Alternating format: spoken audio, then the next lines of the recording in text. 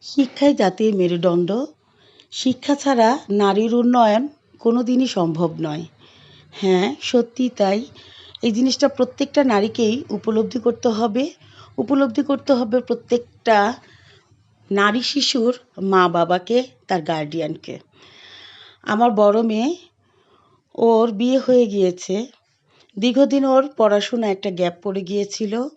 তাই আবার ওকে পড়াশোনা শুরু করার জন্য ভার্সিটিতে অ্যাডমিশন করিয়ে দিয়েছি। আজ আমরা ২ মা-মেয়ে যাচ্ছি বই উত্তোলনের জন্য। যেহেতু গ্যাপ পড়েই গেছে, তো কি আর করার? আমাদের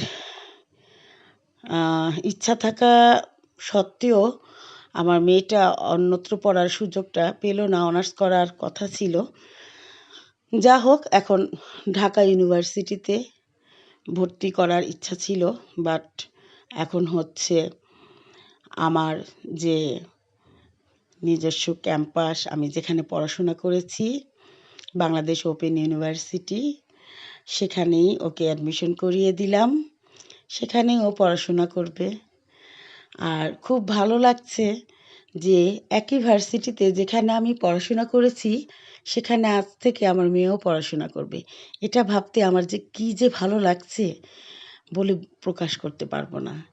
যা হোক, সবাই ওর জন্য দোয়া করবেন, ওর উজ্জ্বল ভবিষ্যতের জন্য, এবং ও যাতে পড়াশোনা করে নিজের জীবনটাকে সুন্দরভাবে গুছিয়ে নিতে পারে, নিজের জীবনে সাফল্য অর্জন করতে পারে, দেশ ও জাতির জন্য কিছু একটা করতে পারে।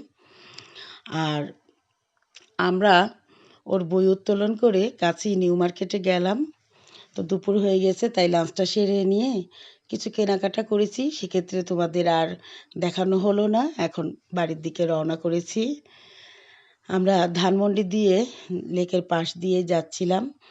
এবার আর বাসে যাইনি, রিক্সা নিয়েছি, কারণ বাসে খুব সময় লাগে। তাই রিক্সা নিয়েই চলে যাচ্ছি। আমাদের মা-মেয়েকে কেমন লাগছে বলো তো তোমরা? আমার কিন্তু অনেক ভালো লাগতেছে।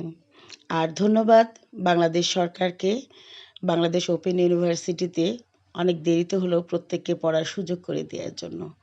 ওর বইগুলো ও বের করে আনছে, দেখাচ্ছি আপনাদেরকে।